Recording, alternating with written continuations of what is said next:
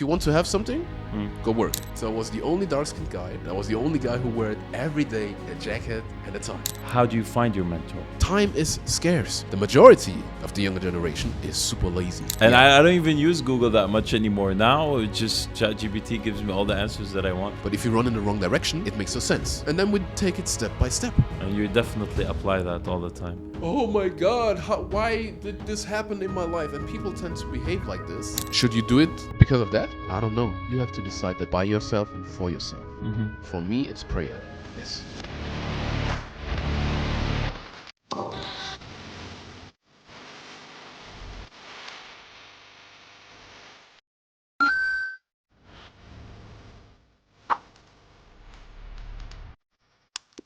One, two, three. Mr. Mike. Mr. Muhammad, salam. Salam. How are you? I'm very, very good. Man, you are the guy that always brings positive energy wherever. Even the cats right now, they just gravitate towards you. So if I'm ever having a bad day, you're the guy to go to.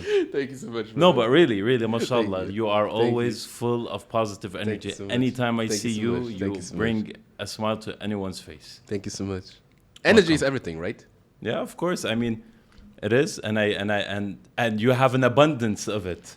Thank you so much. So, for the one, I mean, I know you pretty well by now, but for the ones who don't know you yet, who is Mike? And wait, who is Mike OWO? So we'll get to the names. We'll see whether we want to stick with OWO or Mike. Okay, But I can tell you the story with the name. yeah, So, but who am I? I'm a strategic advisor by day. By night, I'm an entrepreneur. I have several companies in Dubai. My daytime and the majority of my time, I help self-employed people, entrepreneurs, owners, general managers a bit, and help them to get better and have more performance and get more results in a very short time frame. amazing. And so basically, this is something that you've been doing for quite some time right now. Yes. Yeah. And okay, just give us a little bit of background about you and how the name came. Okay. Because that's interesting. Okay, good. So I'm from Austria, right? So I'm a Germanish guy, even if I don't look like that Germanish, but I'm a German guy.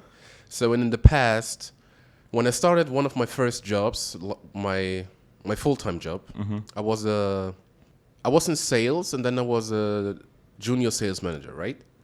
And I had to make a lot of calls. And my last name is Owokorinan. So every time when I called and I said, "Hi, this is Mr. Owokorinan. Do I speak to Mr. Muhammad?" The guy on the other side was like, "Who? What? Who's speaking? Who? Who's there?" And I repeated my name, Owokorinan, Owokorinan, Owokorinan. And the guy was like, "What? Who? What? Huh? Who's this?" And I still said the name of the company. And then I realized, okay, I have to short it down because for a lot of people in Austria and in Germany, my name is very unusual. It's not Germanish because I'm Nigerian, or my parents are Nigerian and I'm Nigerian too, right? So that's why I started with Ovo. And Ovo is just a short form of my last name. But then when I started with my first company, with the second one, I just introduced myself with, "Hi, I'm Ovo." Because the thing is, probably you know some Mikes, probably you know some Michaels, but you just know one Ovo. So that's the story behind the name. And it sticks too, right? It has like Exactly. a nice tone to it. So basically, how did you get into the field of strategy and advisory? Because I know also you help people and you help executives Yes, sir. reach their full potential. Yes, sir. Like you also consider yourself a high performance advisor, or Yes, sir. and some of the most important clients that you work with were executives at different companies and different organizations. Yes, sir. But how did you get into this field and like what made you pivot from sales to this? Okay, I'll tell you the whole story, or I give you the gist of the story. So when I started being employed, that was the shortest thing which I did in my life, let's call it like that, because I realized like super fast that employment Wasn't the way. is not for me. It's not working. So But what was your first job? I'm actually curious now. What was your first job? The first job was cleaning shoes in a dorm room of a ski stuff business where you can borrow snowboards, ski, and all this kind of stuff. And I was the guy who was in the dorm room and cleaned the stuff when people brought it back. Like, oh, okay. That was my first job. Wow. Yeah, it was. Well, it's not a lot of fun, but at that time, like my parents had a super easy rule, and I'm super grateful for that, because they always told me, if you want to have something, go work. Because I had everything what I needed. So I had all clothes, the necessities. I had all the necessities. But if it was like I wanted to have something more, like Game Boy at that time, or I wanted to do something special with my friends, and I asked my parents, and my parents are like, you can go work. If you want to have more, go work. So that's why I searched for a job, and I found this one. And it was besides the school, because I started working when I was 16. So that was literally my first job. And I'm super grateful that I got the chance to enter the working world with this job, because the owner was the father of a classmate of mine, and he was a super, super nice guy. And he always gave us opportunities to learn more, to speak to him, to see how business in a sense work. And that was beautiful. Yeah. So that's why I'm super grateful for that job.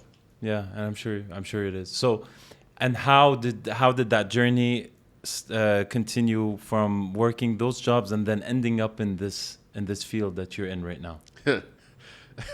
So, because there's always a tipping point somewhere. There's always a...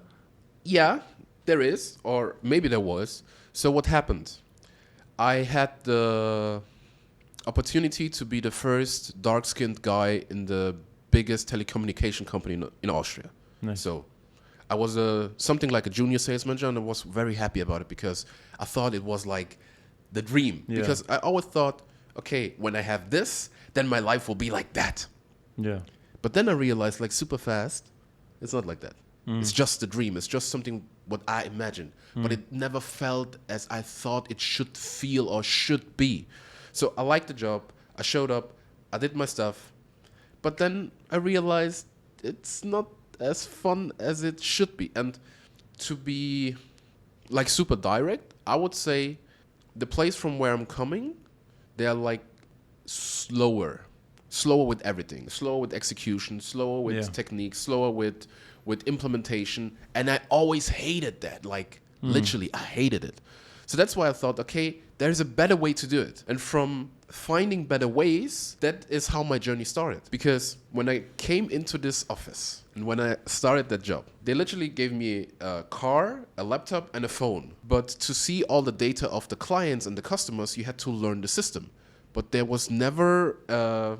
no one showed you how to use the system. And it was a very old system, like old. Can you remember MS-DOS? How it looked? The black screen with the green. That was in the 90s. Yeah, exactly. And the system was like that. With the floppy disk. Kinda. And the system was like that. So you had to put literally code inside the system to get something out of the system. Wow. And no one showed you that.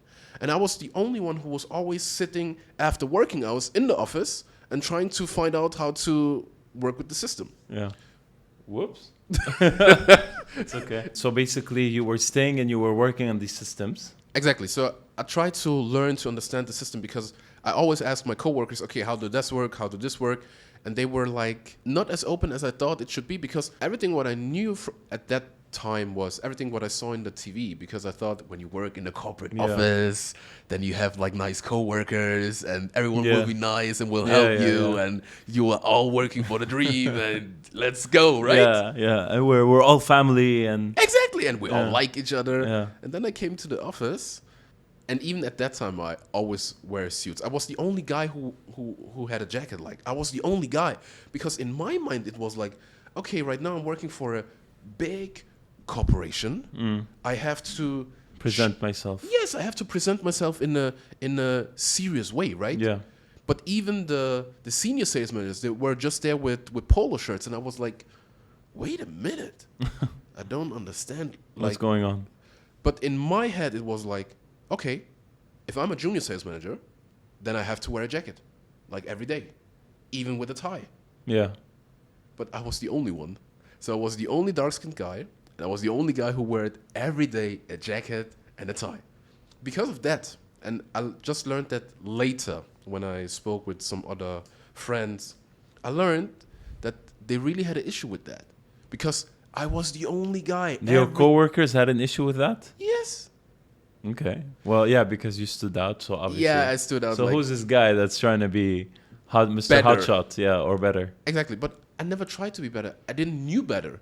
Yeah. But I thought in my head, it has to be like that because everything what I knew was from TV. Yes. And in TV, you dress like this. And you were prepping yourself to reach a next level. Exactly. Yeah. But it didn't work. Okay. So then I realized, okay, good. The energy changed like very fast because I was the guy who was always asking questions. I was the guy who was always in a jacket. I was the guy who always was in a tie. I was the guy who always stayed longer. So you have to imagine, let's say it's 5 minutes before 6 p.m. Literally, all of them, they let the pencil drop and they run out of the office. Yeah. And I was the only guy who was still sitting in office and trying to find out how this works. So these three factors, because I was dark-skinned. Minority. Exactly. Always in a jacket and a tie and always staying longer. That was, in retrospective, one of the biggest issue for a lot of coworkers because I was like the shiny black sheep in a sense because I was the only one in the office, like literally. So every time when I asked them something, they were like, yeah, just find it out by yourself. And so the energy changed like very fast. Yeah. And for me, it was like, okay, I don't like the energy, but at that time, I didn't realize that I didn't like the energy. Yeah. I just felt something is not right, and I don't like how this thing is evolving. So then, and I learned with that company driving cars, so that was also like a big thing because we never had a car in the family, and my dad left at a certain point of my life. So because my dad is the only one who had a driving license, so when he left, there wasn't a car anymore. So I learned to drive with that company car. Yeah. So I had two accidents. I had a big one and a smaller one, and that was also an issue because I learned driving with that car, not with a private car. Yeah. I learned driving with that car. So at a certain time, they said, okay, you know what? We think we are not the best fit for each other. And I was like, yeah, okay. So they fired me. Really? Yeah, they fired me. Okay. Yeah. Wow. Yeah. Okay. But I have to also say, it was super interesting because you have to imagine it like this. I'm from a small village, and I drove from village to village to take care of the customers of the telecommunication company, right? So every time when I showed up, and you have to imagine this, right? So I had a VW Polo in white, and on both sides, big logo of the telecommunication company. I always had a lanyard with my ID, always here, always, like, because you cannot know. The lanyard was also in the colors of the company, and the company name was on the lanyard. You had my ID printed. There was my picture. There was my name, and I had this so often. So I came out of the car. The customer saw me because he was literally sitting on the same level on the park deck. He saw me coming in. I said, okay, hi, I'm Mr. Mike Ovo. We talked yesterday because I had to confirm my own appointments. Right? Yes. So I called you one day before and said, okay, Mr. Mohammed, we're meeting tomorrow at 9:30. I will be there. I will come to your office, and then we'll speak about your actual yada, yada, yada, right? The client said, yes, okay. So I came, and that happened a lot of times. I entered the door. Good morning, Mike. Oh, we called yesterday. I'm from this telecommunication company to speak about your actual solution. And I had this so often. The client looked at me like this.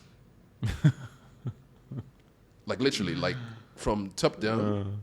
And said, no, we don't have an appointment. And I'm like. But we spoke yesterday on the phone. But we spoke. And I was often that confused.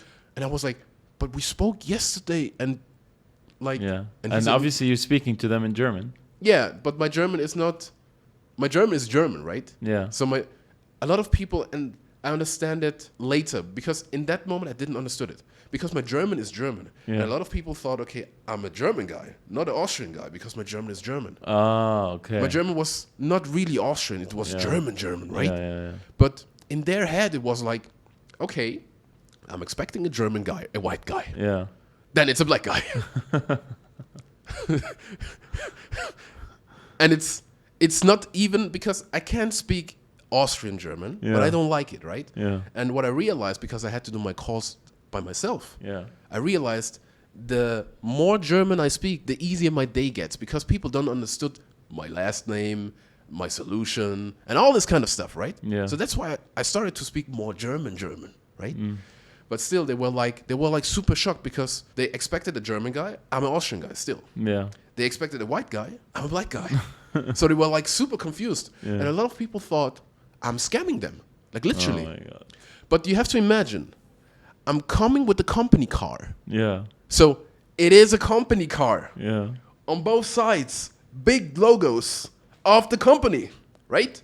Lanyard with the logo, ID with my picture on it, printed with my name on it. I have all the data of you. Yeah. All. I know everything because I learned the system, right? And still he was, and I had that so often, and it was like, no, we don't have an appointment. And I was shocked often because I was like, what is happening here? Yeah. Since it was a small village, and since I drove from village to village, people are like very close-minded in Austria and from the place where I'm coming from. So that was also a reason why I said, okay, you know what? We're not a good fit for each other. I'm going. You let me go. Everything is good. Then I searched for another job. I had the same assignment, was also junior sales, but didn't end it that well because I learned that hard because I thought, okay, I just need another company. I just need a new job and then it will work. But then I realized, okay, employment and it's not working. It's not working. We are not friends. It will not work. Because often I had the issue that when I told my team leader something, he didn't believe me. And I was like, bro, I'm in the field. I'm telling you literally, this is not working. So we always got systems and techniques how you should sell the product, right? With the second company, and in the second company, it was in a sense, it was super worse because I was like super demotivated because I can be super consistent, right? I can be super consistent. He said to me, you have to do it exactly as it is written there. And I'm like, I will do that. In retrospective, he was a very, very good team leader because I learned a lot from him because it was super hard. He was not understanding. He was not a good leader, but I learned a lot of that. So that's why I'm super grateful for that. But then we had like, always on Mondays, he came with me and said, okay, I will be with you and I will help you to sell more and I will give you feedback after the talk with the client. So we drove to a client. I did everything exactly as he said it and it didn't work. It didn't. And I was like, that's what I'm trying to tell you all the weeks. But still he was like, no, you just have to do more. In a sense, he was right. Yeah. But for me in my head at that time, it didn't make any kind of sense because I was like, I'm calling everyone. No one is interested in that product because the company was new and it was not that known. The product was also like super new for village people, like literally village people. And then he just was like, yeah, you have to do more. And I'm like, I'm doing everything what I can and I'm not selling anything. And there's just only so much I can do. Exactly. And in the end of the week, he was like, okay, how much did you sell? And I was like, 0. Are you serious? Like, why are you asking this question? Like, you already know the answer. Yeah, exactly. I've been telling you for weeks. Yeah, exactly. So then we started to have like discussions and kind of fights because it didn't work out. Right? Yeah. The communication was super bad. And then I said, okay, you know what? I resign because this is not working. This is definitely not working. And from that point on, I started my own thing because I thought, because while I was working in the company, I always tried to find solutions. How can I sell this product better? Yeah. Because I thought, okay, you have to present it differently. You have to tell the story differently. And I invented my own system because I sold a bit, but not as much as I could. But then I invented my system more and more. And then I said, okay, listen, this is not working. I will do my own. And that's the beginning of my self-employment. Let's call it like that. That's amazing. Yeah. And you focus a lot and you really try with your strategy and your advisory to let people reach their ultimate highest performance. I don't try it. We do. We do. Very good. What would you say classifies a woman or man that is considered a very high-performing individual? If you really had to put it in simple terms. In simple terms? Yeah. Like what would define a high-performance individual? Consistent execution on a certain kind of level. There we go. Simple as that. And that's something that you've picked up over all the individuals that you've worked with. Yes. That's amazing. And you also talk a little bit about on your website, and you mentioned this, that you even also had your ups and downs, and you had a lot. And you mentioned specifically 2 burnouts that you've had. Yes, sir. I actually I'm curious to know about those 2 specific burnouts because they seem to have left a very good, or let's say special mark.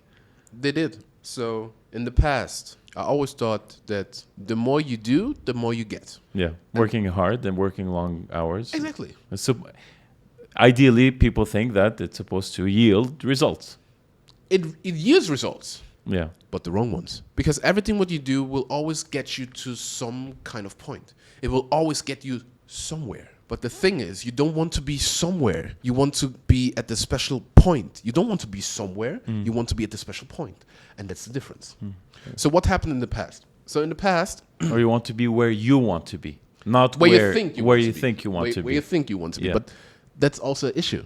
Because even where you think you want to be, it's not the point where you really want to be or where you should be. But we will come to that a bit later. So what happened with the burnouts? Burnout. So I started my first company, right? My first company was a social media agency. That was my first company. Very good. So, and since I'm from a village, and since I was most of the time a bit too fast, nobody understood the product. So what we did in the past is we helped companies building their social media profile and working especially with Facebook, because Facebook at that time was new and Facebook worked. Nobody believed me. Like literally nobody believed me, because at that time it was like, yeah, you have to imagine at that time we still had the telephone book and they still sold advertisement in the telephone book, in the book, not online, in the book, right? Which year was this? That's a good question. It was still, must be something around 2010. Something No, you're around joking. 2010, they're still using the book. that. Yeah. In Austria they did. They did. Those big, thick yellow books. Exactly. Yeah. They still Yellow sold pages. advertisement in the yellow pages. Yeah. So then I came and said, okay, listen, there's a better way. There's an easier way. And a cheaper way too, probably. Exactly. Way cheaper. But nobody believed me, because you have to understand, when you're coming from a very closed area, not so much new information comes in. And because not so much new information comes in, when you are the guy who's bringing all the new stuff. You're a rebel. Yes.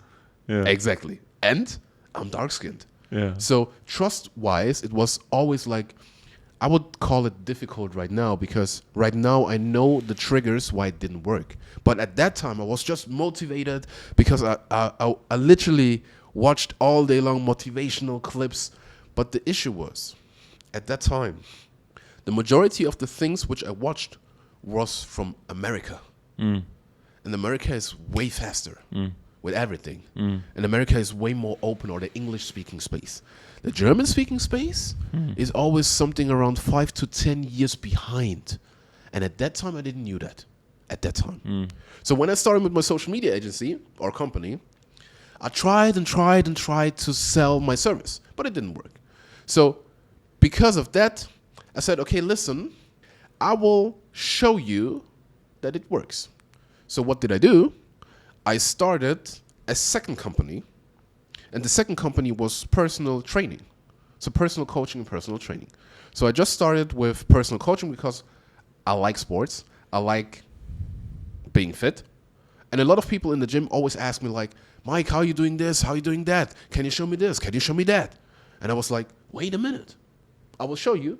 Just pay me like 80 euros per hour or whatever, right? Then I started to implement my strategies from social media for my second company to show everyone I don't have a website, I don't have the yellow pages, and I'm making more money as you guys.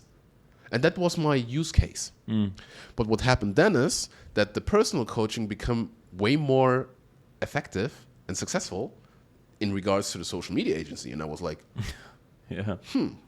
Interesting. That's where the money is. So that's why I focused more on personal coaching, because I also invented a system there, because I was coaching even, I think, 4 years before with martial arts and all this kind of stuff. I was always a trainer. I was always a coach. I was always, in a sense, a mentor. Yeah. That's why it worked, because I also had this like super high level where I was like, okay, if everyone thinks I'm a coach, then I have to know this, and then I have to learn more.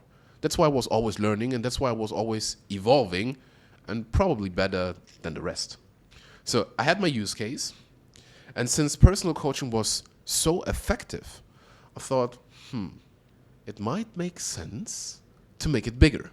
I think all self-employed people and startups and entrepreneurs, they want to scale too fast. Yeah. And that is the problem. And I did the same. I wanted to scale something which I didn't really understood. So what did I do? I started my third company. And the third company was a personal trainer agency. But the problem was, the personal trainers, they weren't as motivated as I was. Yeah. The whole system was sloppy, retrospective, because right now I know what I'm doing. At that time, I didn't have any kind of clue. So what happened? The personal trainer called me in the morning. I was still sleeping because I can remember this if it was yesterday. He called me at 6:30 because we sold a personal coaching program. The client didn't show up, and he called me. And I was like, why are you calling me? Like, what should I do right now? And he was like, yeah, I also don't know what I should do right now. Call the client. Yeah, but it's not picking up. Then call again. So what should I do? But what happened is I was constant stress because everything what didn't work, all the coaches called me, all the coaches texted me, and I was taking care of everything. I was taking care on the client side, on the marketing side, on the sales side, on everything. So that led to a situation where literally burned out because I didn't sleep good. My girlfriend at that time was like, babe, are you all right? Yeah. Because every time when I just heard my phone just vibrating, I was like, I was there. Yeah. I was 100% there. And she looked at me in the bed and was like, are you not tired? Because I went to bed probably at 2 or 3 in the morning because I had to work on marketing and blah, blah, blah, blah. And she knew that I came late to bed, and at 6 I was there. So I literally slept at that time frame only something around maximum 4 to 5 hours. Wow. For a time frame of at least 5 to 6 months. Because I was under constant stress. And that's when the burnout started happening. Yes, sir. And the burnout was because I did too much of the wrong stuff. Yeah. And I wanted to scale something what was not even scale-able. Yeah. But that is the biggest problem with a lot of people, with a lot of entrepreneurs. They want to scale their companies, but the companies are scalable. The systems are not in place. Yeah. Nothing, like literally nothing is in place. And when nothing is in place, you cannot scale anything if there is no system. And if you are the guy who knows everything, you don't have systems. Yeah. It's just you and it's just your brain because everything works in your brain. But if you want to give it to someone, and I had the same issue. But do you think that this issue could have been resolved, for example, if you had a mentor, or like you said, like a lot of these entrepreneurs, they 100%. end up being in situations where they don't even realize that they cannot scale their business. And I'm sure with all the advisory that you've done, you've probably witnessed this a lot. So so it would make sense, and I think probably, correct me if I'm wrong, but like everybody at some point, especially men more than anyone else, should have a mentor. 100%. But that's the thing. How do you pick your mentor? How do you find your mentor? Like if it was And like for you, for example, I mean, do you have a mentor even now? I have a lot of mentors. Good. I have in every sector where you can have a mentor, I have one. Very good. Like literally. And when did you start having those or picking those? Like, at what point did you realize you'd be like, listen, Ovo, I can't do this. You're talking to yourself now in the mirror. I need someone to help me out, to guide me, to sort of hold my hand a little bit in areas that I don't know, because you're not going to know everything. To be fair, I started very early. Very good. Very, very early.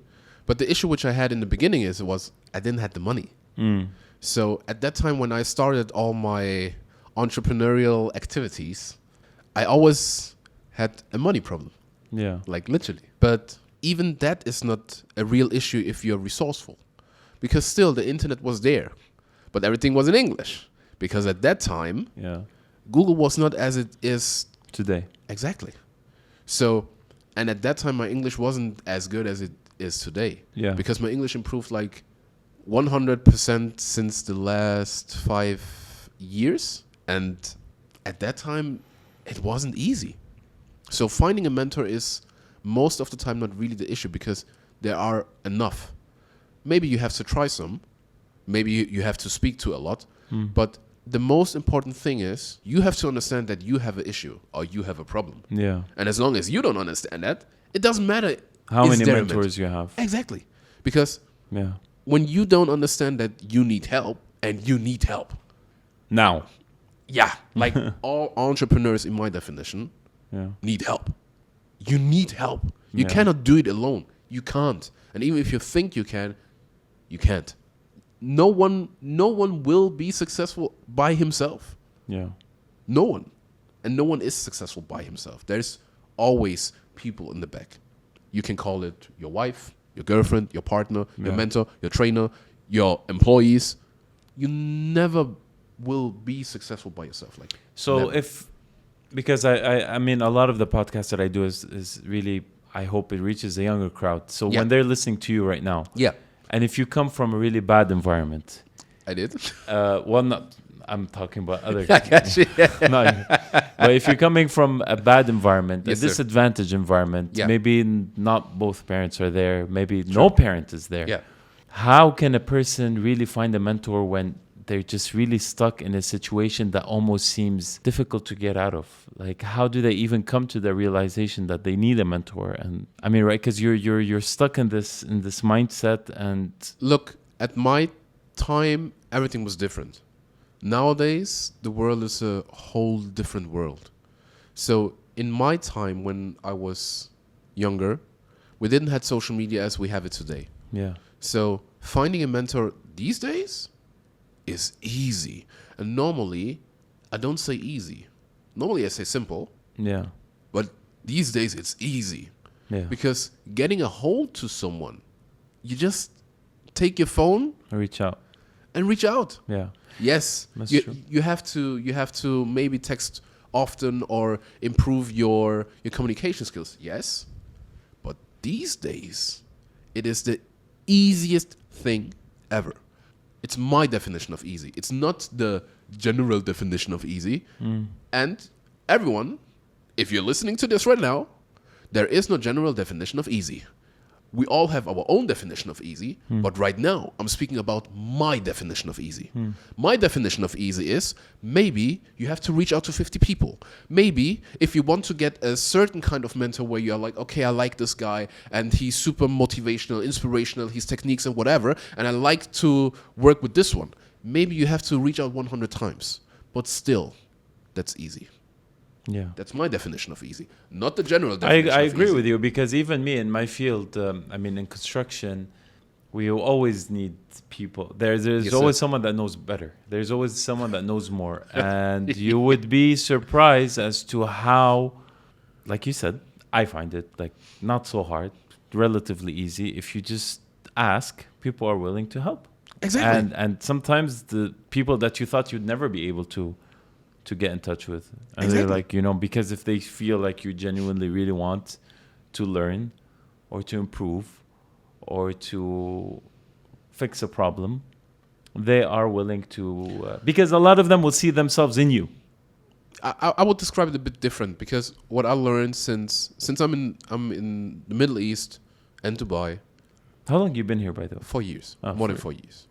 So my network completely changed, like completely. Yeah. So the majority of my network are 7 to 8 figure guys. The majority.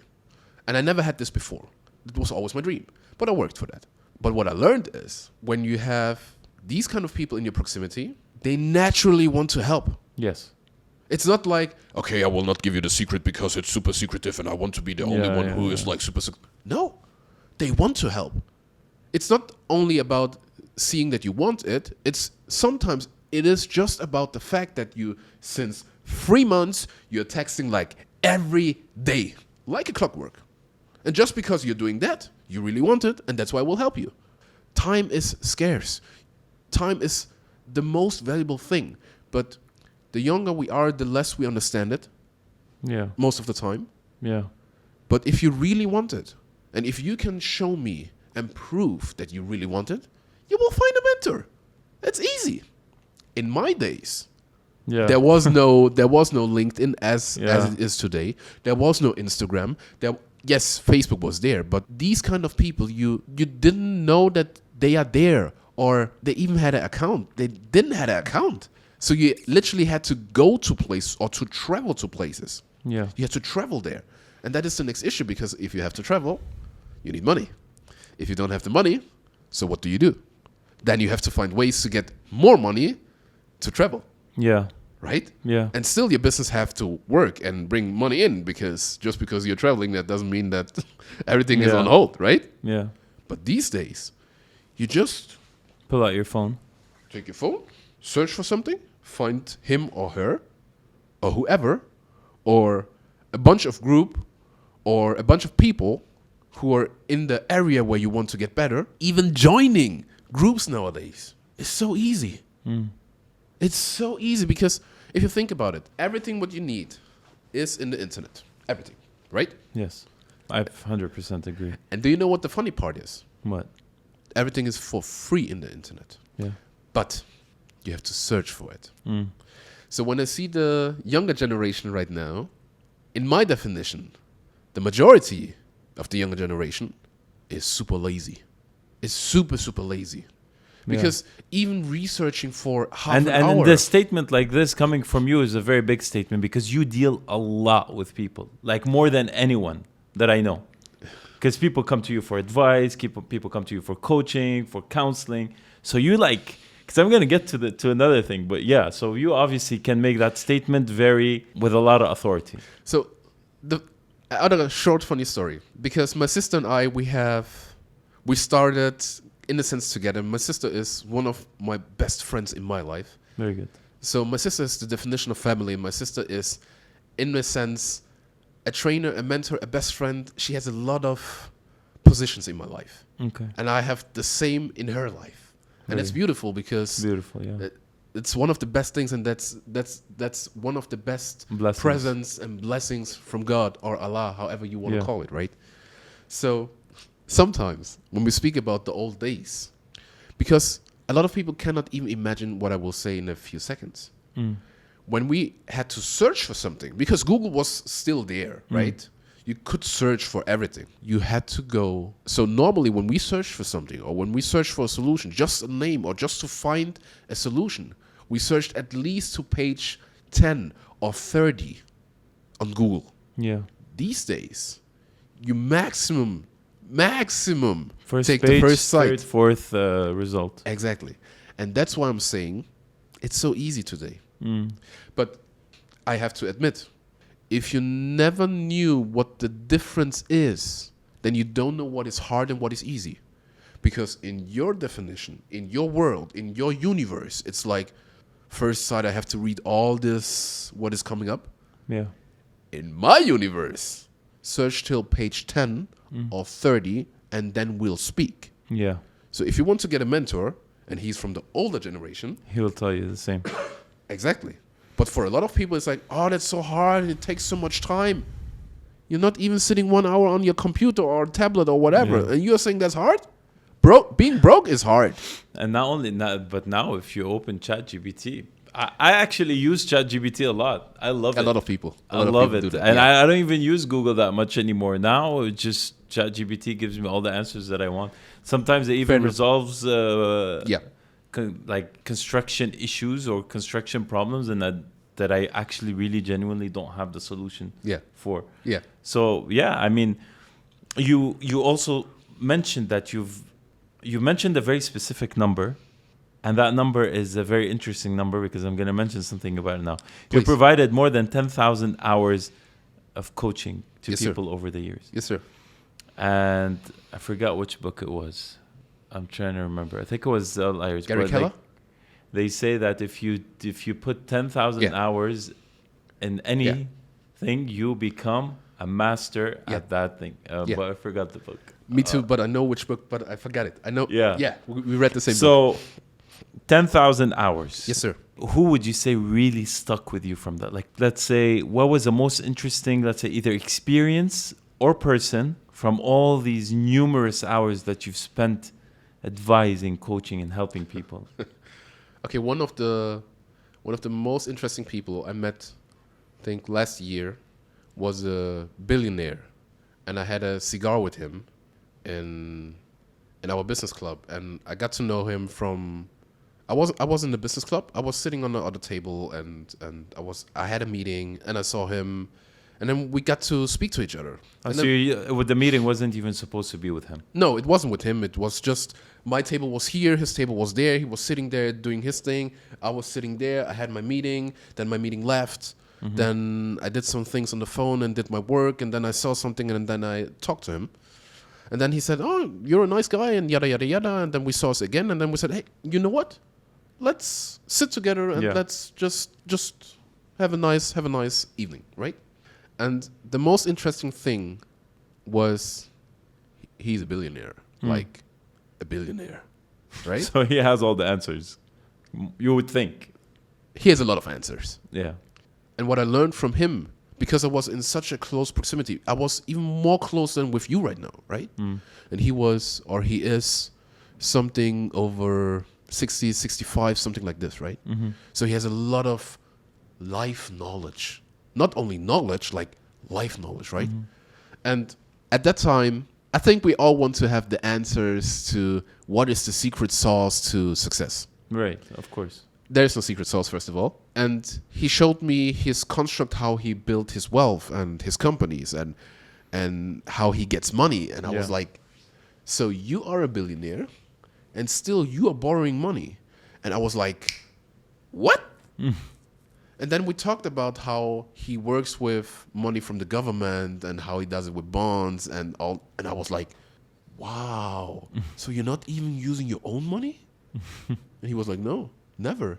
And I knew the concept of OPM, other people's money, OPM, right? But then I was like, for me, the difference often is when you read a lot of books, right?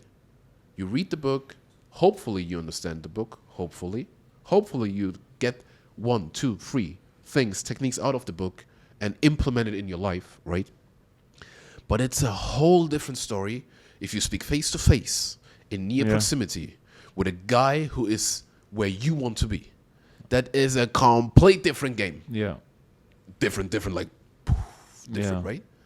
And I was so baffled because I was like, because I knew the concept of OPM. I read a lot of books. In the past, normally, or at that time, I read at least one book a month, something like that, right? And I know the concept of OPM. I heard it. I read about it. Just because you know something doesn't mean that you really know it, right? Yeah, until you've seen someone apply it. Exactly. And then I got to know this guy. And I was like, it blew my mind. Like, literally, it blew my mind. Because you couldn't imagine that someone that as wealthy as him was still using leverage to grow. Exactly. In a sense, I knew the concepts. Yeah. I know the term other people's money, OPM. That's what we are working a lot with, right? But seeing someone who had all this knowledge and did it by himself, and I could ask him like literally everything because we had a very good base of communication. Because if you would ask me what is something what I'm good at, is building a a realm, a frame where you feel acknowledged, where you have a nice feeling, where you trust me, because that's my day to day. Yeah. People have to open up to me so I can help them. You can help them and fix their issues. Exactly. So if you're closed up, I cannot do anything because you wouldn't tell me what's really going on. Yeah. I still can see it, but as long as you don't tell me. Yeah, I know what you mean. But you mentioned something also very interesting, and Please. I find it super fascinating that you can, not that you can, but you already have proven that, and you've already done that you, with all the people that you advise, you manage to increase a lot of them or some of them, their revenue by 50%. It's normally 100, but... Normally 100. Well, I say 50 to make it easier. If you really had to pick something in common between all of those experiences where you really were able to double their revenue, what would you say was the common, let's say, theme or issue or advantage that they all had? Doing the right things right in the right sequence. And not only doing... Because, listen, the issue which we have in our society is, in my view, we think we execute, but we don't. We think we do stuff, but we don't. We just think that we do the right things, but we don't. So it's about hard execution. And not... Listen, I have some sayings, and one of my favorite sayings is, and when you work with me or when you have more to do with me, then you will hear this from me like all the time. All the time. Most of the people, more than 90% of the society and entrepreneurs, try to be efficient, and they are efficient. The definition of efficiency in my world is doing something right. When you do something right, you feel good because you did something, right? But doing something right doesn't help. Because let's say your goal is on the left side, but you run to the right side.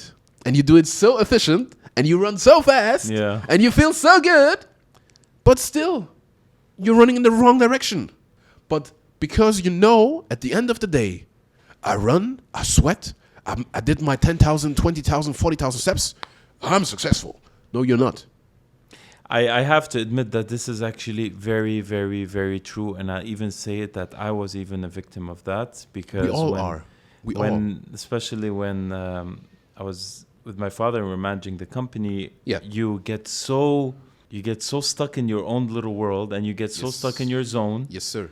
That you sort of start looking at everything like this. Yes, tunnel view, hardcore. And only people like you or people that are like on the outside that are here to help can be like, but you're missing something very crucial here. Not only something, but I know what you mean. So, and that's what I'm saying, because my thing is, don't be efficient, get effective, because effectivity is, in my definition, doing the right things right. So it's because if you think about it, doing the right thing is running, yes? But if you run in the wrong direction, it makes no sense. It makes no sense. Yeah. Doing the right things right is running in the right direction on a consistent basis. To answer your question, execution is everything. But the right execution with the knowledge what your real goal is. Because that is the real issue. A lot of people say they want to have something. For example, most of the entrepreneurs say, okay, yes, I'd like to have more money. Then when we start to work and I ask them some questions, then they are like, yeah, it would be nice, but it's not that important for me.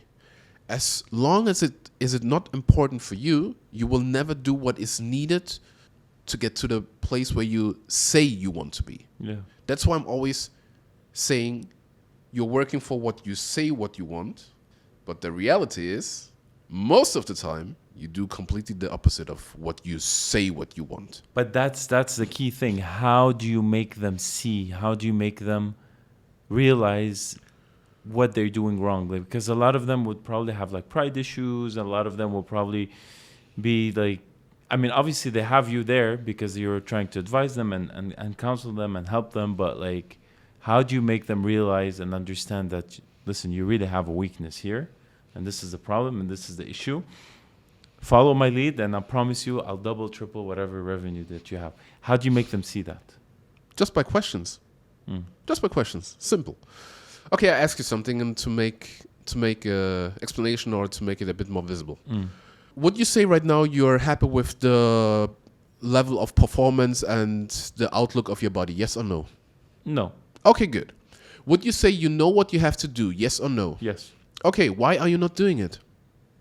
Maybe I would say in my case, in my specific case, probably time. Time is never the issue, because if it's really important for you, you will find time, because we all have the limited amount of time. We all have the same time. Yeah. So even Barack Obama or His Highness, we all have the same time. Right. So obviously you know what you have to do, right? Mm-hmm. But you're not doing it, right? Mm-hmm. So it's not that important for you. Mm-hmm. And that's a fact. Mm. And maybe you have to get really fat. maybe your body has to break down till it gets that important for you that you will take time. I don't have to do anything. I just have to make you more aware that it's not really your goal. And that's a fact. Because if it would be your goal, you would do everything, everything possible what you can think of, or find someone who can tell you, Muhammad, listen, if you do this, this will happen.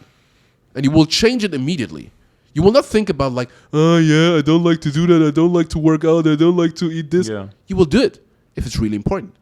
But that's what I mean with your goal is not your goal. You think it's your goal, but it's not. Yeah. Just as an example. I'm not saying, but just as an example. I know. So that's why it's simple. I don't have to do anything. I just have to make you more aware. And then we work on what is really your goal. Yeah. Because whatever you say it's your goal, probably it's not your goal. You think it's your goal, but it's not. Because that's my rule in life for everything. Action speaks louder than words. Yeah. So when you say you want something, you need to action it. No. If you say you want something and you're not doing what you know what you have to do, you don't want it. And that's simple. Either you don't want it or it's not top for your priority. But that's the same. Yeah. Because if it's not your priority, then you don't want it. Yeah. And that's simple. That's true. That's true. That's very true. And not only have you worked with a lot of individuals, but you also work with top companies like Toastmasters, iTunes, Spotify. How was that experience different than working with individuals? It's the same. It's the same problems here, same problems there. Look. Because obviously it's humans at the end of the day. 100%. So it's the same. In the beginning, I thought it's. But like maybe you would have a different type of problem. I don't know. Like not really. Yeah. Because for me, in my world, it's always the same. You don't really know what your goal is. Because you don't know what your goal is, you run around like a chicken without a head. Yeah. In a gist, that's it. And that's what I'm doing. I'm helping you to get past all this fluff and whatever you think it's important right now, and help you to see what you're really doing right now, making you aware, number one. Yeah. And number two, helping you adjust the little knobs to do what you need to do, where you probably know you should do it, probably. Yeah. Or maybe you don't know it. And then we take it step by step. Because even if you say, okay, listen, I want to double or triple my money. That's a nice saying, but that's no action plan, first of all. That's no execution. That's just a dream. Just sounds nice. It's just like hustle hard. Makes no sense. It makes completely no sense. Because an action plan, an execution would look like something like, okay, I want to make more money. So first of all, I have to know where I am. Because if I don't know where I'm right now, okay, how much money do you make right now? Something around yada, yada, yada. But if you don't know the exact number, you don't know shit.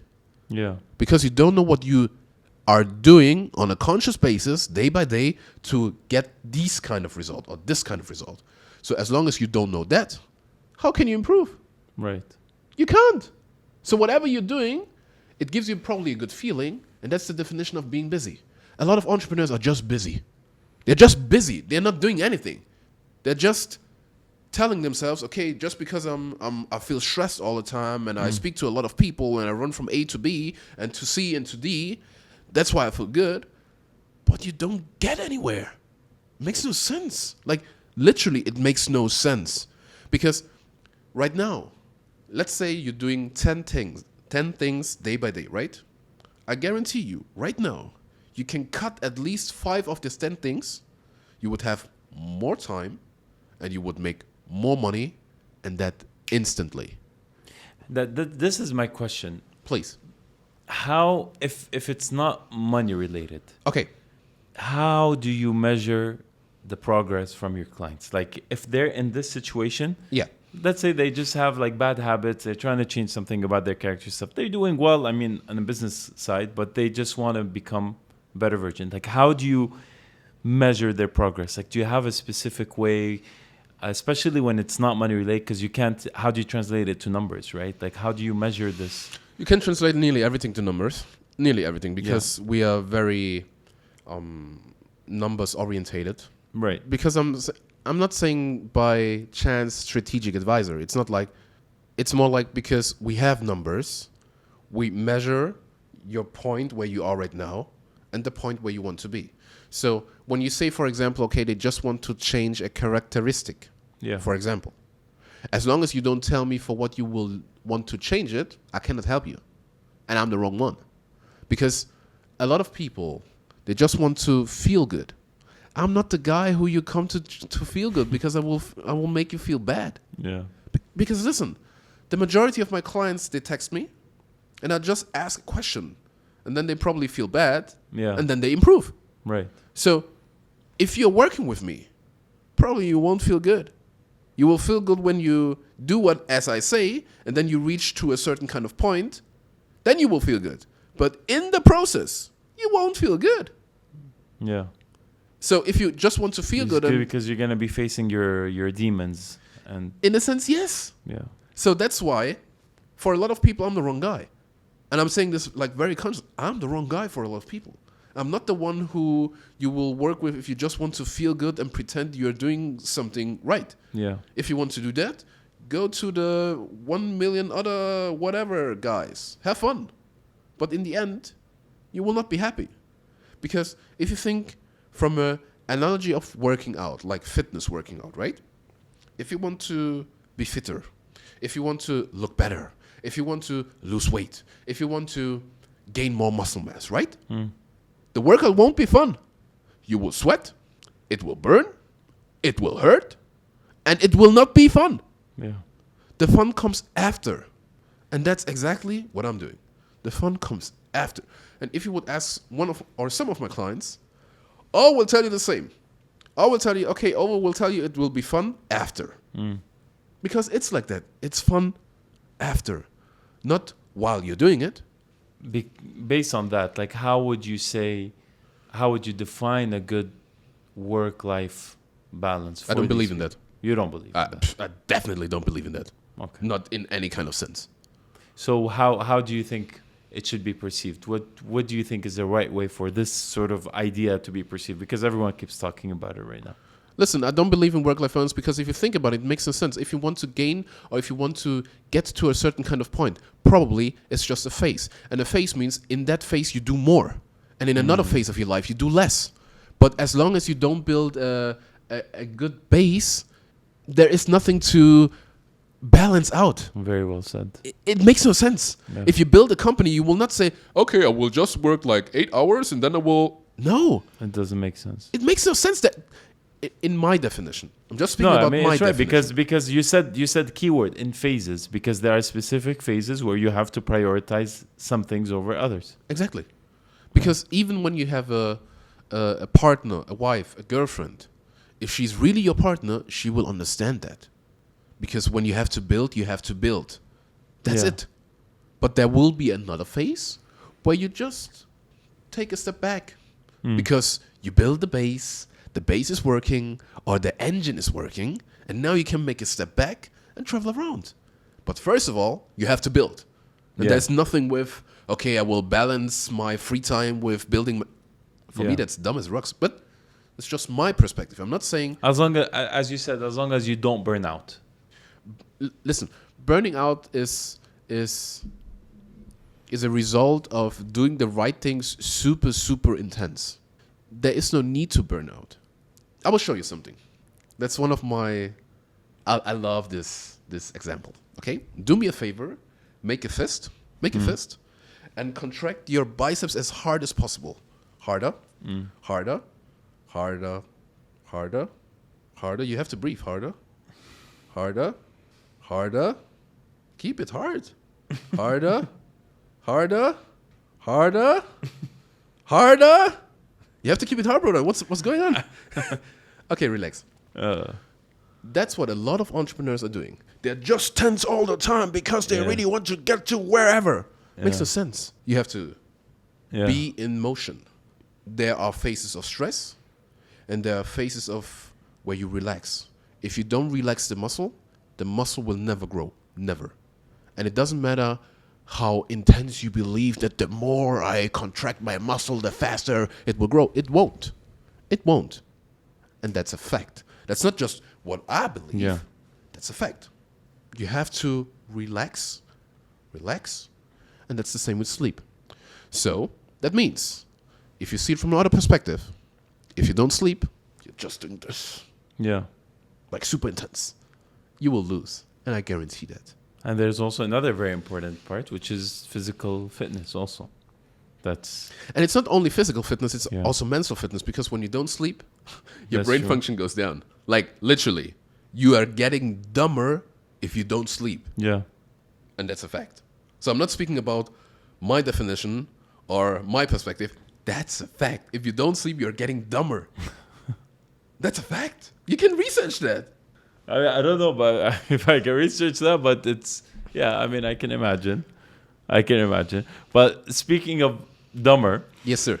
Have you ever come across people? I'm sure, I think I already know the answer, but I just want to know. Have you ever come across like really established people that are in good positions or leading big organizations or just accomplished people that actually have very low emotional intelligence? You did. Yeah. You'd expect that people that reach such places to be good with other people, right? Expectation is what you think the world should be, but it's just in your head. And do they realize that, oh, shit, you know what? We're actually not so emotionally intelligent. Maybe I need to change. Some do. But listen, when you understand that success is never a thing what you do alone. Yeah. Getting super successful, you don't do that alone. Never. Not really.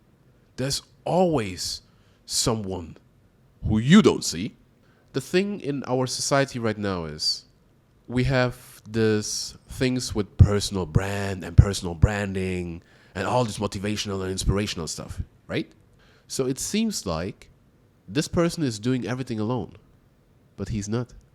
So you don't have to be emotionally intelligent. You don't. But you have to have a partner or a team where someone is like super socially intelligent or emotionally intelligent. Yeah. Because if you don't have that, you will lose. 100%. You will lose. Because you'll be out of touch with the ones around you and the people and everything. You can be. Because I know some guys which are like nerds. How you can't imagine. They are so nerdy in their topic. Very book smart. Like super nerds, right? Mm. And they don't have any kind of social intelligence and emotional intelligence. What is that? And then sometimes they're not even capable of communicating. Not really. Yeah. They have a partner. I once worked with one of our partners was a person like that, and an amazingly smart financial guy. He understood every single trick in the book. He was so good with numbers. Yeah. I think he was borderline autistic. I mean, might be. Yeah. Some of them are. Yeah, literally. He and definitely bipolar. But he was horrible with people. Yeah. He was an absolute disaster. Yeah. It was such a liability to have him alone in a meeting with others. You would leave and come out and it would be like World War II, and you don't exactly. So, but if you read the scripts, and the scripts is for me either the Quran, the Bible, the Torah, whatever your religion or your belief is, if you read the scripts, then you will, if you really study the scripts, you will see, learn, and understand that only by combining you get successful. That means focus on your powers, and for the rest, you combine it with someone else. Yeah. But that's in the scripts, and that's it. Yeah. you don't have to know everything. You don't have to be perfect everywhere. The 80-20 rule. And you definitely apply that all the time. And I honestly, I'm a firm believer of the 80-20 principle. Because you can't be the best at everything, and you just have to focus on the 20% that you're excellent at. Yeah. And you can cover the rest of the 80%, like you said, from partners, mentors, advisor, whatever it is. Exactly. That, because like you said, you can't do it alone. Yeah, there might be one captain of the ship, but it takes a whole team. But even the captain is not in the machine room. Yeah. He's not taking care of the engine. Yeah. He has other responsibilities. And that's the same with a boss. That's the same with the head of a company. Yeah. He does have other responsibilities. He will not take care of customer relationship tickets.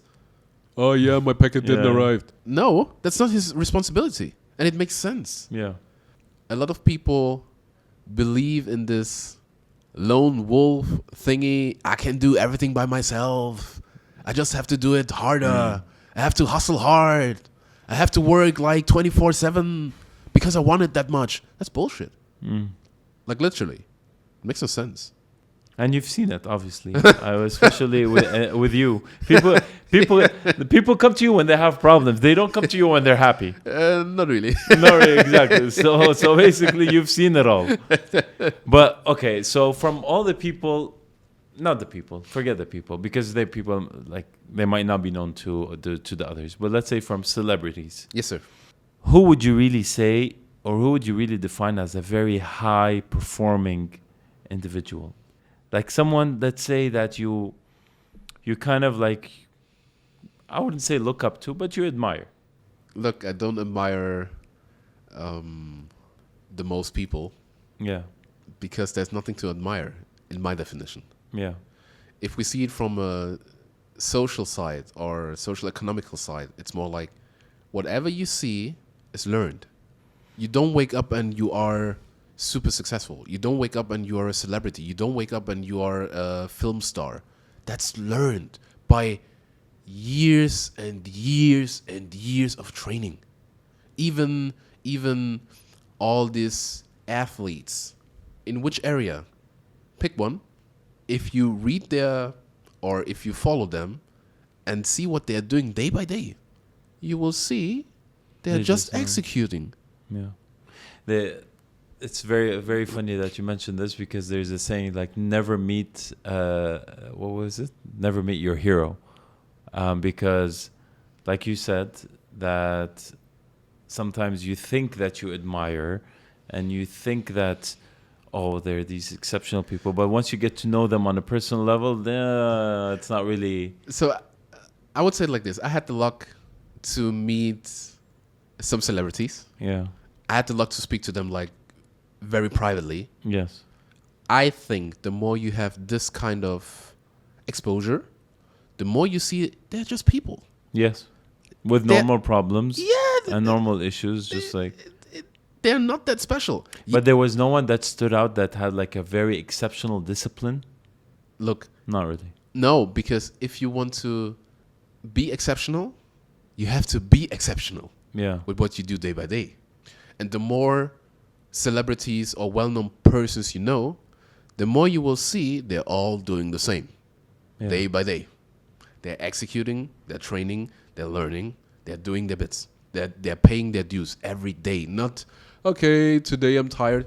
Because if you think about it, super successful entrepreneurs, super successful stars, celebrities, literally, they could sleep the whole day.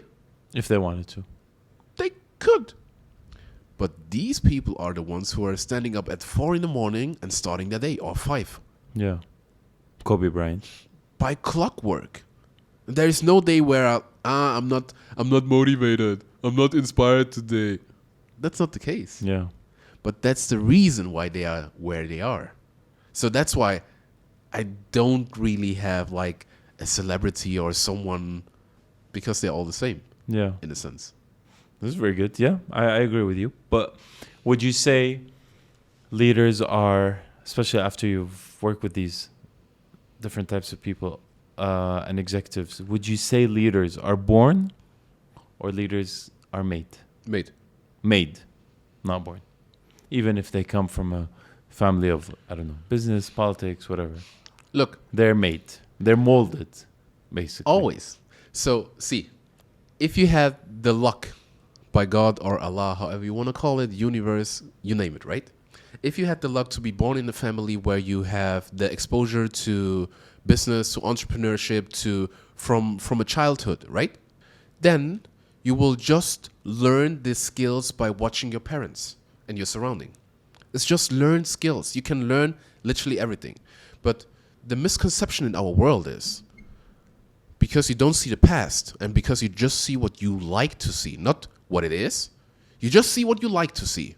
Yeah, for him it's easy because he's a celebrity and he has money. Did he always have money? I don't know. Yeah. It's just learned. You can learn every skill. The issue is, maybe for you it will take you longer than you think. That's the only issue. But no one said, okay, just because Kobe Bryant learned that or has that, you will have it in the same time frame. Maybe Kobe Bryant is more body intelligent and has a better connection to his body and to his muscles. Because there are, if I'm right now, 7 to 9 different types of intelligence. Some people are more intelligent with communicating. Yeah. Some people are more intelligent with sensing. Some people are more intelligent with numbers and logical thinking. So the thing is, you have to find your spot. When you find your spot and you focus 20%, 80-20, right? Mm. When you focus on that, everything gets easier, but still you have to work. Because even if you have a talent for it, if you don't mold it, if you don't train it, if you don't work on it. Do you need motivation for that? Or do you believe it's a necessity? Motivation for what? To get to that point. The point that where a person has to be, like you just said. Now, I mean, because a lot of people will be like, yeah, motivation is just, like it's just a quick dopamine rush. It's bullshit. Like you have to really feel in need of something, and that's the only driver. And that motivation will quickly fade away after some time. Motivation will always fade away. So I don't believe in motivation. Not really. I was a motivational coach in the past. You were? Yeah. Really? I'm not a motivational coach anymore. Yeah. If you need motivation, I'm the wrong guy for you. If you need motivation for your goals, I'm the wrong guy for you. Because I will not motivate you. Yeah. Maybe I will inspire you, yes, but I will not motivate you. Because so you really don't believe you don't believe in it? No, listen, motivation is nice. So just imagine it like this. Let's say you have a big rock in front of you, right? Mm-hmm. Motivation will help you to make the first step, to give the rock a push. That's motivation. But that will not bring you to your goal because you're just making the first push. But just because you're making a first push, that doesn't mean that the rock will roll. So how do you maintain a consistent level of energy throughout? When you know why you're doing what you're doing. And when you really have a goal, what most of the people don't have. Most of the people, they don't have any kind of goals. They have wishes, yes, but they don't have goals. If they don't have clear, measurable goals. Not even the goal. They don't have goals. They just have wishes. Yeah, I want to be rich. Yeah, I want to look sexy. Yeah, I want to have more. These are just wishes. It's not a goal. Yeah. If it's really a goal, what you want to achieve, then you will do what you need to do. And that implies discipline. Because what you really need is consistent execution. And that's the other word for discipline. Which is something that you always preach. Consistent execution. Because it's all about, in your opinion, consistency. Well, I mean, I fully agree. But so when it comes to bad habits, because bad habits are hard, and you know that very well. What would you say is the hardest trait a man or woman can break from? Like, what would you say is the most difficult bad habit to get rid of from everything that you've noticed so far? There is no answer to that because we're not all the same. We aren't. Listen, for me, it's relative. Always. For me, being consistent is simple, not easy. But if you know my whole backstory, then you would understand why it's simple. For a lot of people, it's not simple. I tell you, I give you just a short drip of my backstory. In my past, in my childhood, I was always the weakest, always. Physically, I was always the weakest. Every second day I was sick. I had asthmatic. I had asthma. I couldn't run because of my asthma. I had allergies against everything. Everything. I was every second day at home because of my allergy or my asthma. So with 16, I decided, fuck that shit. Sorry to say that. It's okay. It's my podcast. We all, so it's allowed. It's fine. And I started to work out because even all my doctors told me, don't work out. And I had a written letter from my doctors that I cannot take part of physical activities. I can't. I literally can't. So because I had this whole amount of pain in my life before, for me, I have a complete other connection to working out. Working out for me is not just because I want to have a six-pack, because of the summer figure, because I'm traveling. That's not my goal. What a lot of people don't know is, if I don't work out, my body starts to have more pain if I don't work out. If I don't work out, I cannot be performing on the level where I want to be. If I don't work out, my brain is not working on that level which I want to have it. I'm not working out. I'm not being consistent for this normal-ish, I just want to have muscles. I like to look good, don't get me wrong. I like to have my six-pack. I like to look good. I like to be athletic, don't get me wrong. But my real motivation is, I don't want to have this pain which I had in the past. I'm not doing this for anyone. I'm doing this for me. That's the same with drinking alcohol or eating healthy. Whatever the definition of eating healthy is. I have a certain or special kind of diet. I have. So people who know me better and are in my proximity, they will realize I don't drink alcohol.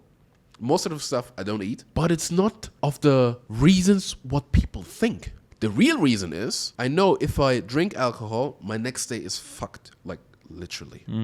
I feel the shrinkage of performance in my brain. I feel it. And it's painful for me. Because my brain is not snappy. It's not working. It's not fast. And I hate that. I don't hate alcohol, but I hate what happened with my brain. I hate it when a client texts me and I'm not on point what I want to say and how I want to say it. I hate that feeling. I'm not drinking because I say alcohol is bad. Alcohol is poison. It is, and it is a fact. I'm doing this for me. But the better you know me, the better you would understand that. But people always assume that your reason is my reason. But your reason is not my reason. My reason is my reason, and your reason is your reason. I'm doing the things, what I do and how I do it, and even consistency because of me, because of how God built me. That's why it's maybe simpler for me, but I have a real goal. And I have a higher goal than just looking good. For me, it's not only about looking good. I like to look good, but that's just a side effect.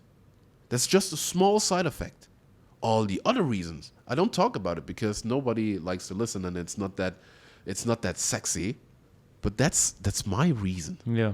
That's why I'm doing it. So it's not about just looking good or just being healthy, because people are sometimes super surprised when they see that I eat McDonald's, and I'm like, why shouldn't I not eat McDonald's? Yeah, because you look like this, and people like you, they don't eat sweets and I'm like, I never said that. You said that. I never said that. I don't do that. And people are like super surprised, like, what? You eat McDonald's? That's bad. But the funniest part is they're speaking about themselves. They're not speaking about me. Yeah. They are speaking about themselves. I know what I have to do, and I do it because I literally feel the consequence the next day. Yeah. Like, literally. Because I had so many issues, I feel the consequence next day. A lot of people don't feel it, like, for 6 months, for 12 months, for 36 months, and then it hits them like a train. And then they're like, oh, everything is bad. I know exactly what will happen to my body. Yeah. Because in the past, I had all this issues and the situations. So in brief and in very simple terms, it's a lot of self-awareness that's required. And that's key to pretty much everything. Definitely. All right. So when it comes to companies. Yes, sir. I know that you are a guy that can immediately tell by looking at the management and meeting the executives if this company is going to succeed or fail, just by judging the character of the executives. I want to ask you, I don't want to know about specific companies, but what would you say is something in the management that can really make or break the company? Like in terms of behavior and attitude towards leadership, towards executive management, what is it that can really make or break a company in terms of the culture that they want to implement? You will smile in a few seconds. Okay. I love surprises from you all the time. I don't know if it's a surprise, but consistency and execution with consequences. What I mean by that is a lot of people only speak and tell you stuff. So they tell their employees, if you don't do that, this will happen. If you don't do this, this will happen. But there are no consequences. So what a lot of people, I think, don't know is consequences are a form of communication. So when you see a fit guy, you definitely know he's consistent. You know it. Because if he wouldn't be, he wouldn't look like that, right? A lot of entrepreneurs have the issue that they don't understand you and I and everyone can see if you're good or not, if you're full of shit or not, if you're successful or not. Yes, in nowadays you can fake everything and you can make it look like certain kind of things. Yeah, that's true. On a consistent basis, you can't. And nowadays, it's so easy to follow someone and see if he just did it once, twice, maybe thrice, and then never again. Then you also know this person is full of shit. But if the person is doing it on a consistent basis, it speaks by itself. And your results always speak for you or against you. Amazing. So if you had to run an organization, oh my God. like a large one. Oh my days. Okay. And you had to pick between two cultures. Okay. A culture of, like laissez-faire, which is basically the people, the staff can come in and out whenever they want, and they can just sort of achieve specific milestones or tasks or whatever it is. Or one which is a bit more of a not military style, but let's say one with consequences, as you mentioned, that the performance is monitored on a on a regular basis, and that maybe KPIs or scores are kept so that to ensure that the staff are being as productive. Would you say one is better than the other? Which one would you pick? Probably none of both. None. Just because for me it's not relevant when you're coming in. Not really. It depends on the company construct. Yes, that's true. But for the companies which I have and the companies which I build, you can work from everywhere. I don't care if you go to the office or not. The only thing what I care about is the result. Action speaks louder than words. So I don't care. Even if you work out of your bed, I'm fine with that. If your job position is capable of doing that. So if you're just a quality manager and you just have to see all the digital products and services and you can do that from your laptop or from your bed, I don't care if you're dressed or not. So that has nothing to do with military or not. I like to work with people who like to execute. I like to work with people who like to over-exceed their KPIs. That has nothing to do with military or not. It doesn't make any kind of sense for me if you're the first one in the office. Let's say we start at 8 in the morning, just as an example, right? Do you know that more than 60% of employees don't work the whole day? Do you know that? No. I mean, I know that from experience, but I thought that this is something unfortunately common in my domain. No. In a corporate setting, there's also a study. Maybe I'll find it and I'll send it to you. Most of the employees, they don't really work. They pretend to work. So they look at their emails, do some stuff on social media, but they're not really working. I want to have people, and I want to work with people who know their assignment, who know why they are paid for, and who want to be more. These three things. If you have the right employees, because employees are the ones who make you really successful. Employees are the ones who help you scale. Because if I have the right employee, he will outwork 3 worst or 5 worst employees. He will outwork them. Yeah. Not because I'm standing there and saying, if you don't do this, then this will happen. I don't want to do that. I want to work with people who are like, you know what, Mike? I stood up at 4 to end this because I knew that we had to give this to client at 9 p.m. It wasn't done yesterday because the rendering process of yada, yada, yada, blah, blah, blah, blah, blah. And it's not like telling you to, oh, I have to be sorry for you. No, because I'm proud of myself that I did it, because we all believe in the same goal, in the same culture, in the same values. That's the reason. Nothing else. That has nothing to do with military. Maybe it has a military touch for people from outside, maybe. But I don't care. Because when you're outside, you're not inside. And there's a reason why you are outside and some people are inside. Yeah. Simple as that. And for that, I pay like massive. That's the best what can happen. Yeah. Simple as that. Very good. We spoke about motivation, but I want to talk about the exact opposite. Yes, sir. Which is a very controversial opinion and a controversial statement about depression. Okay. And I'm sure you've met and helped a lot of people in that state. Oh my God. And this is going to sound like a really weird question, but because some people really actually don't believe that depression is real. They think that it's something that can be undone. Especially when you talk with people from a medical background, they do actually think it's, it's a case. It's a medical case that needs treatment.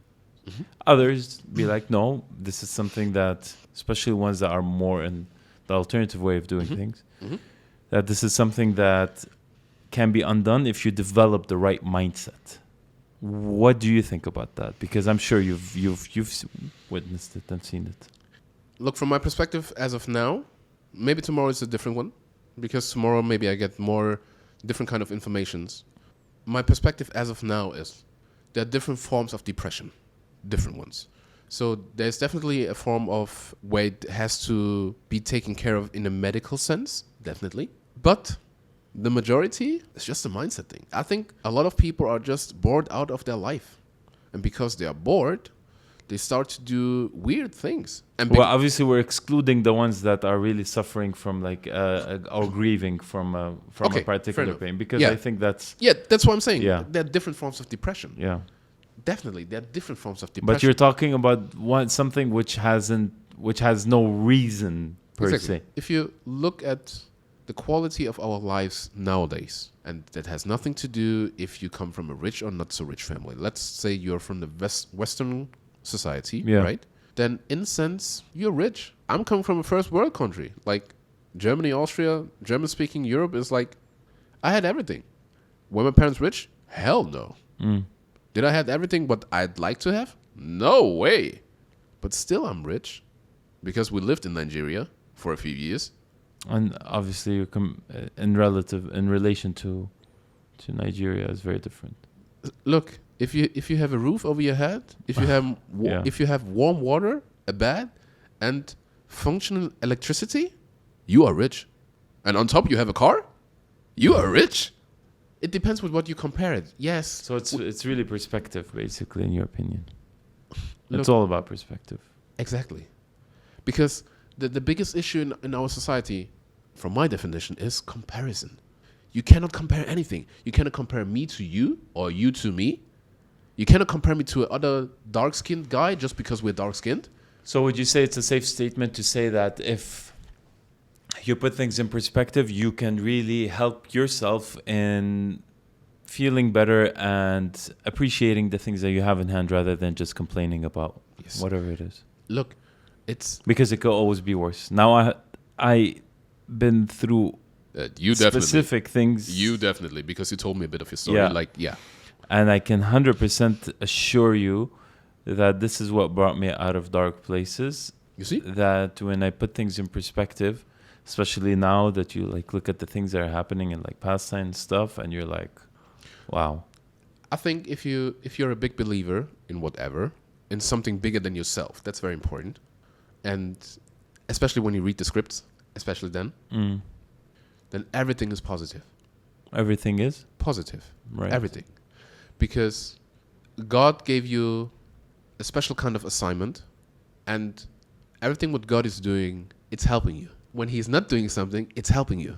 Yeah. Everything is helping you to become the person who you are in the core of yourself. but you don't know it. God knows it, or Allah, however you want to call it, right? But when you think about it in hindsight, right? All these difficult situations, all these hardships brought you to exactly this place and exactly this point of your life. Yeah. Where you probably have way more than you ever thought you will have. Probably. So without these hardships, without the situations, you maybe never learned your lesson. And you're just evolving, changing, and growing if you have hardships, in my definition. So a muscle is not growing when you're just throwing around weights just because you think, okay, the more I throw around and the more often I do it, the better it is. No. You need some input, like you need input. And input is not fun. Yeah. Right? That's true.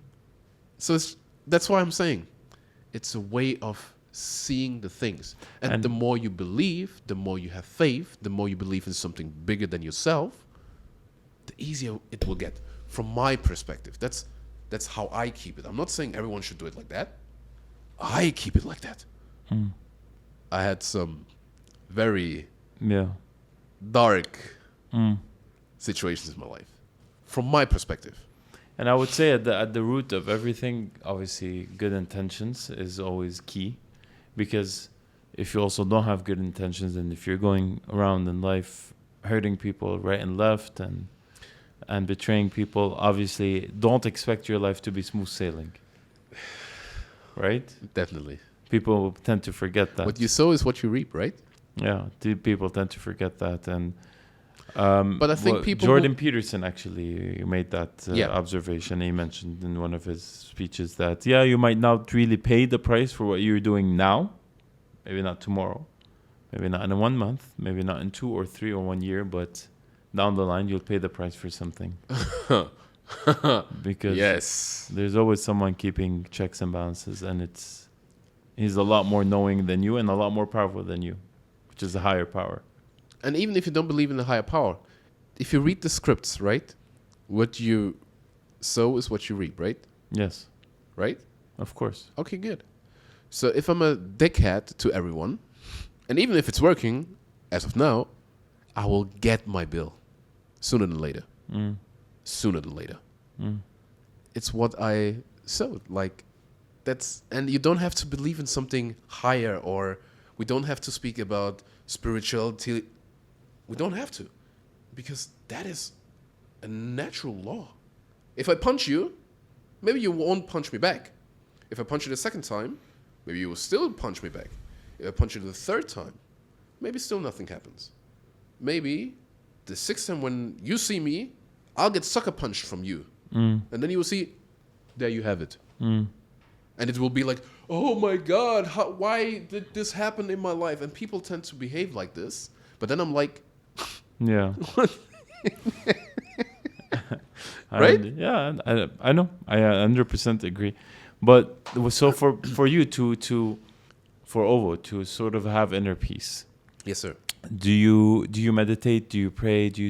Is this something that you incorporate in your daily routine? Yes, sir. And what's the best form of meditation that you feel you can do?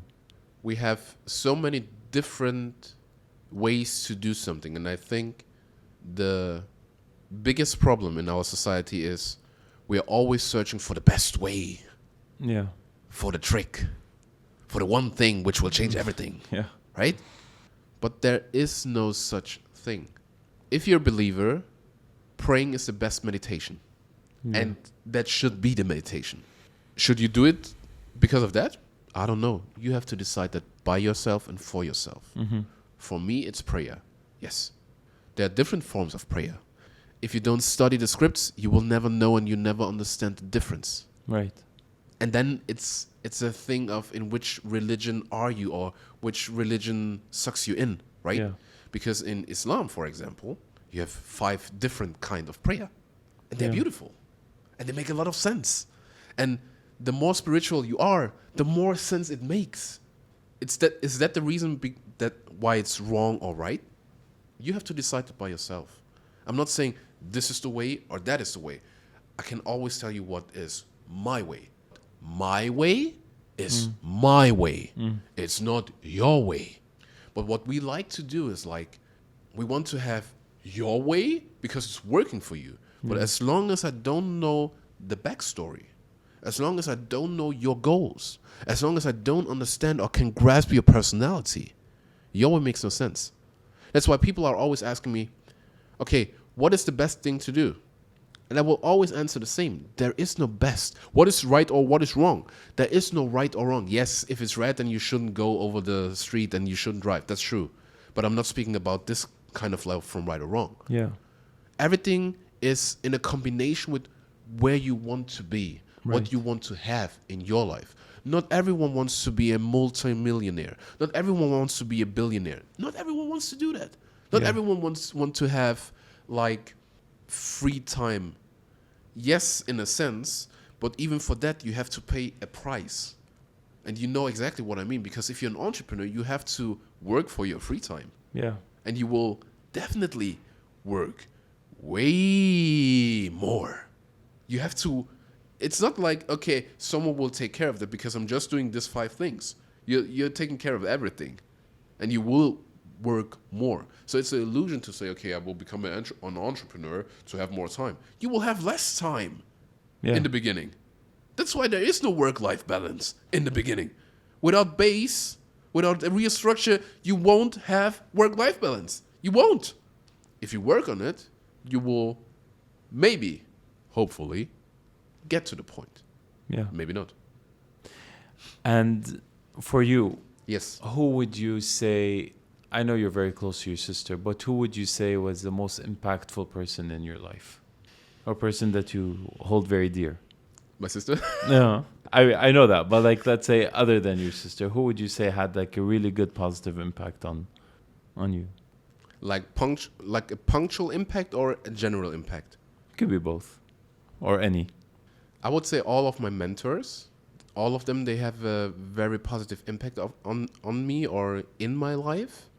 And right now, the guys who I spent the most time with. And if you had to like tell your younger self a message, what would you say? Now in hindsight. Don't be so dumb and so ignorant. Like seriously. Ignorance is the root of all evil. And it's also in the scripts, by the way. Ignorance is the root of all evil. So you have to keep an open mind, you have to listen to people, and you have to be willing to change. In other words. I don't want to say you have to be willing to change, but you have to be open enough to see change as a possibility. Not all change is good. I'm not saying, okay, just because someone said something, you have to jump and do it.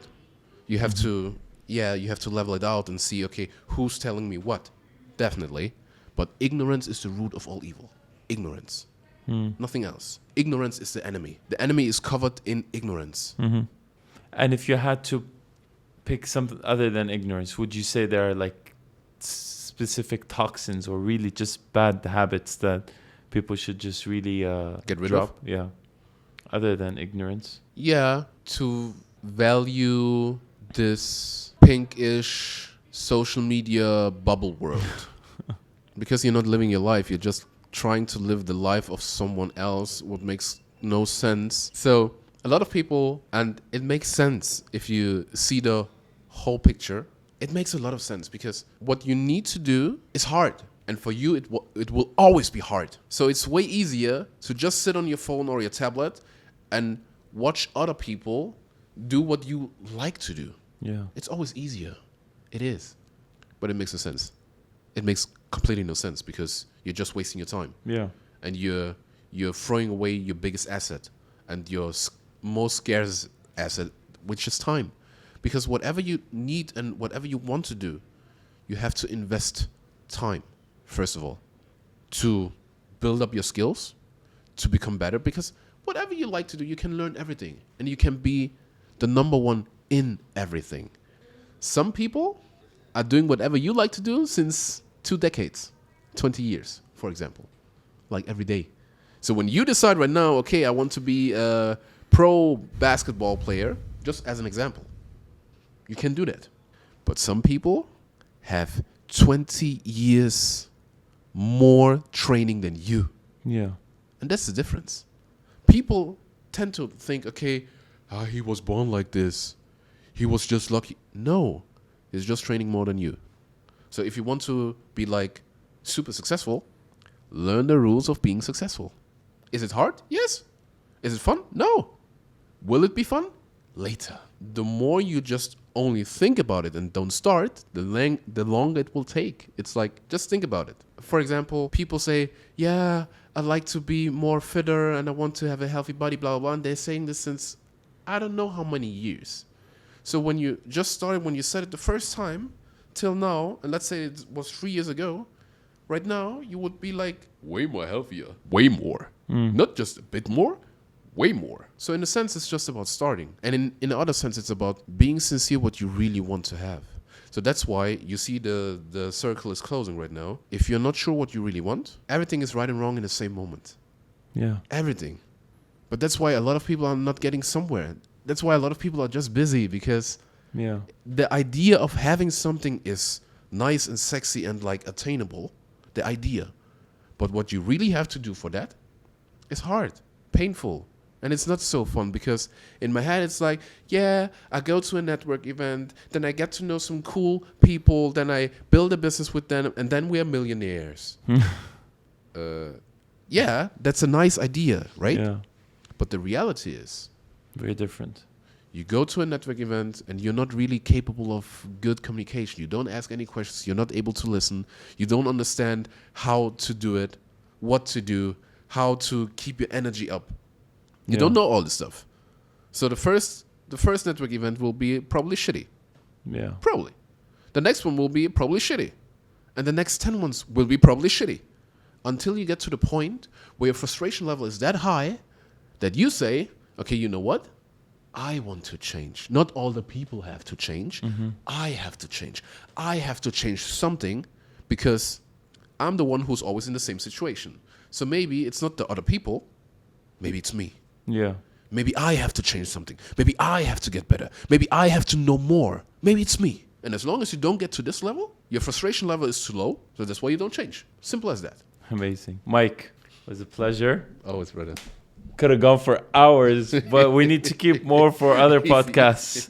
We can't take everything from your brain at one time. We have to do it in stages, because you have a lot of wisdom and knowledge to share. But I really loved it, and I hope we can do more. Yes, sir. And thank you for the invitation. Thank you so much, brother. And I really appreciate you taking time off your busy schedule to come. Thank you. So inshallah, we'll do one very soon again. Yes, sir. Inshallah. Inshallah.